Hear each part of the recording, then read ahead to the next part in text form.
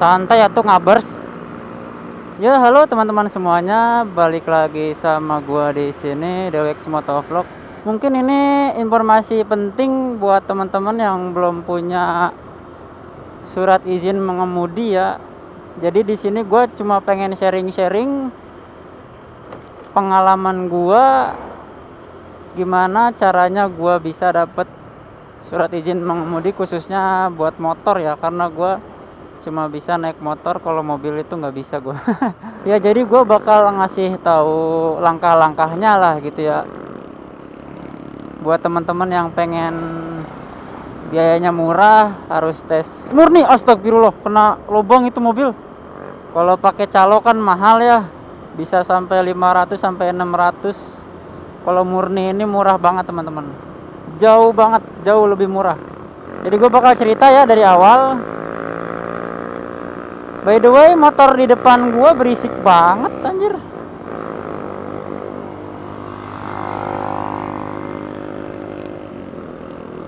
Pada berisik-berisik knalpotnya. Ya jadi gua bakal cerita. Dulu itu berawal di umur gua sekitar 17 mau ke 18 kalau nggak salah. Gua bikin SIM buat motor ya.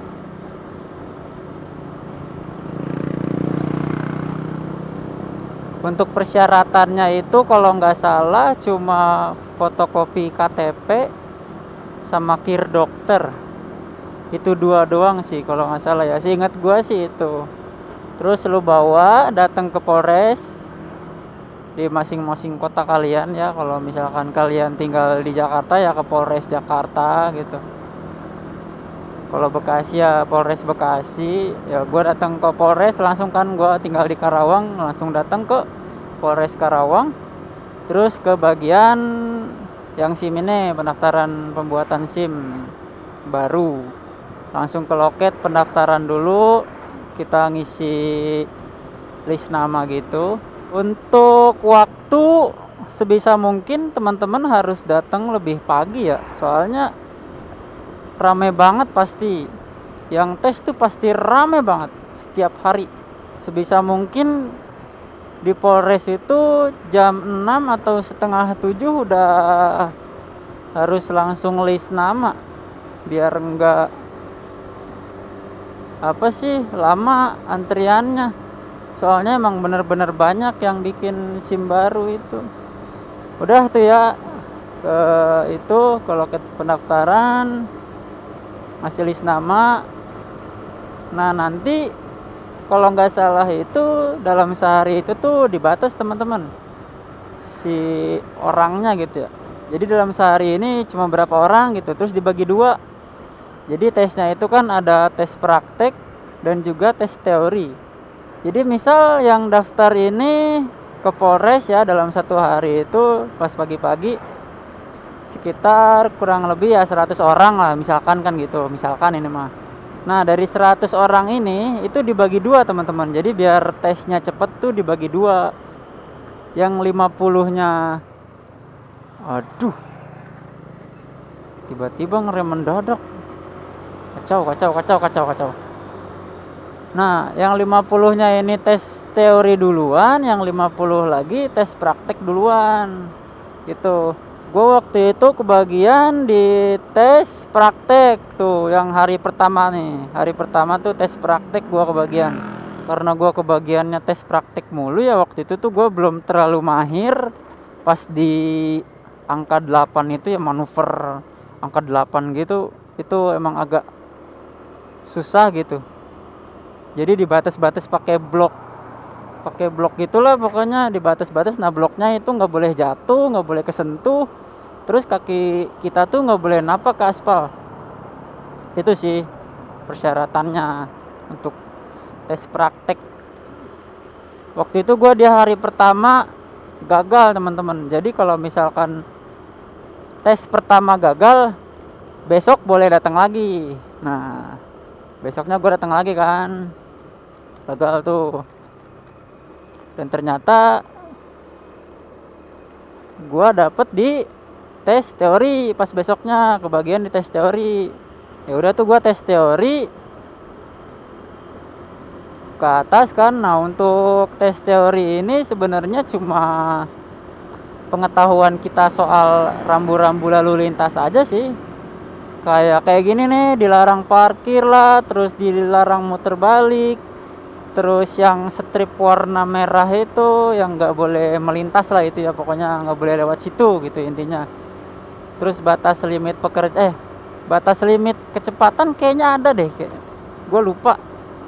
Terus ada tanda panah ke serong bawah kiri gitu, yang itu menandakan kan jalannya itu harus ke kiri gitu maksudnya. Terus ada kayak gini juga nih, muter balik, tanda muter balik. Pokoknya banyak deh sepengetahuan rambu-rambu lalu lintas gitu.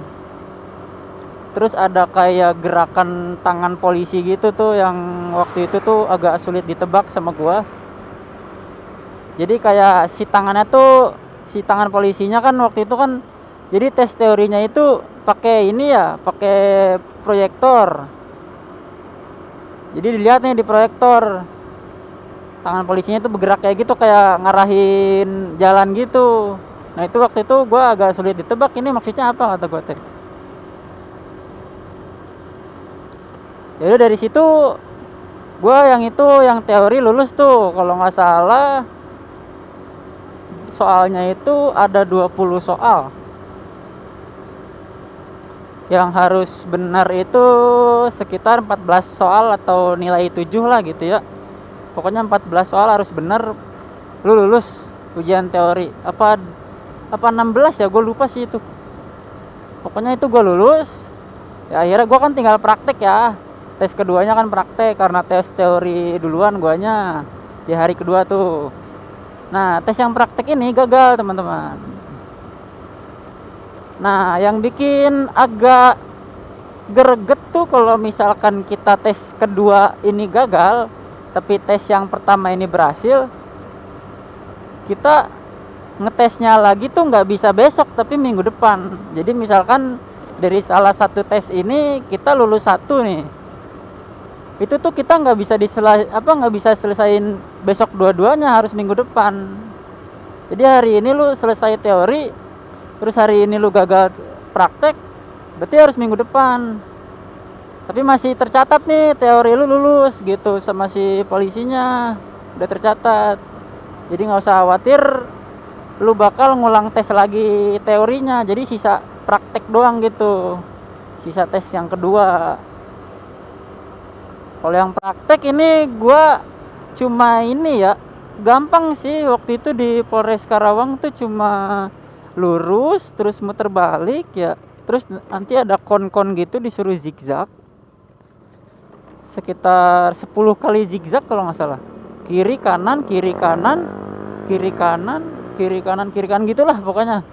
Habis itu angka 8 ya udah langsung selesai, naik ke apa sih, kayak jembatan gitu, naik di situ udah selesai.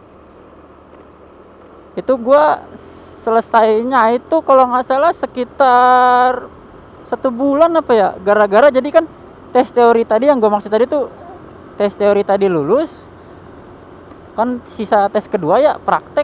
Nah praktek ini gue gagal, minggu depan lagi tuh, minggu depannya itu gue gagal lagi, minggu depannya lagi gagal lagi, nyampe sekitar 1 bulan lebih ya, 1 bulan lebih 2 minggu apa seminggu ya, gue baru kelar tuh.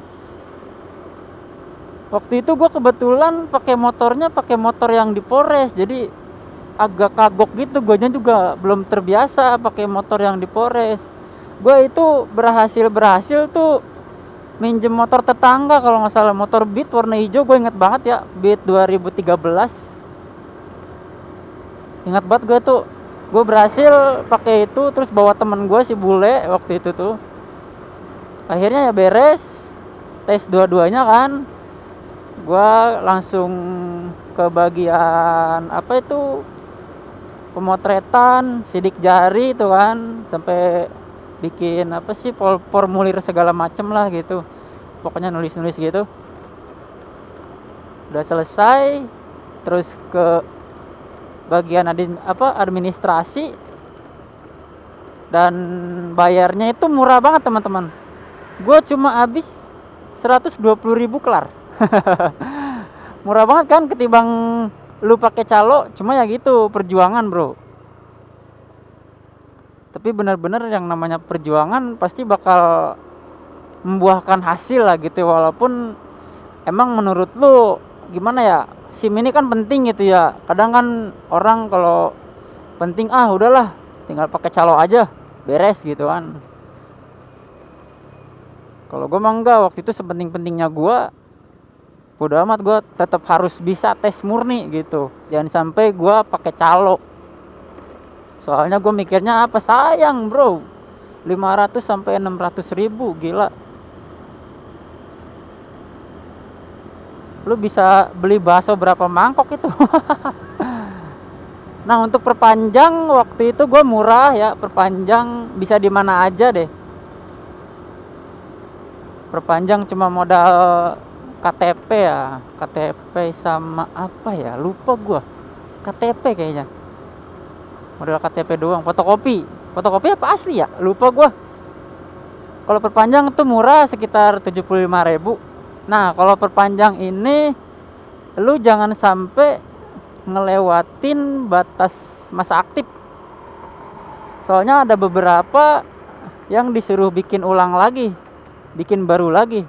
Jadi misalkan lu habis masa aktif SIM-nya tanggal 11 Maret misalkan 2020. 11 Maret 2020.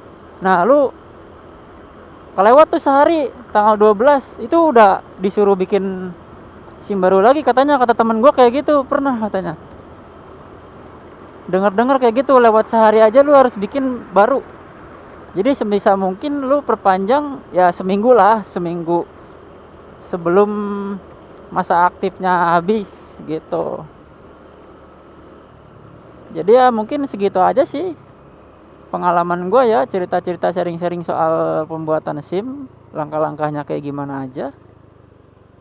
Kalau misalkan kalian pengen bikin SIM ya latihan lah, banyakin latihan tuh, terutama manuver yang angka 8 itu agak mengganggu banget itu. Gue aja lebih dari 1 bulan kelar tuh bikin SIM, karena emang apa ya, mepet banget semotor bro. Tahu. Oh iya, siap. Jadi benar-benar lu ini motor nih ya, mepet banget gitu, antara ini kon kiri sama kon kanan tuh mepet banget. Jadi nggak boleh nyentuh, apalagi jatuh, terus kaki lu nggak boleh napak. Gimana nggak susah ya kayak gitu ya. Kebanyakan orang anjir ribet banget sih ya, pengen bikin SIM doang harus kayak gini. Ya itulah perjuangan coy. Tapi kalau lu udah berhasil, wah bener puas banget, lu cuma bayar 120.000 kelar daripada lu pakai calo 500 sampai 600.000 ya. Ya jadi mungkin segitu aja sharing-sharingnya, informasi soal pembuatan SIM sepengalaman gue ini mah ya, sepengalaman gue. Kalau misalkan ada yang ditanyain, cantumin aja di kolom komentar. Oke, jadi mungkin segini aja. Jangan lupa untuk tinggalkan like, share, dan juga subscribe. Dan sampai jumpa di video selanjutnya. Bye-bye.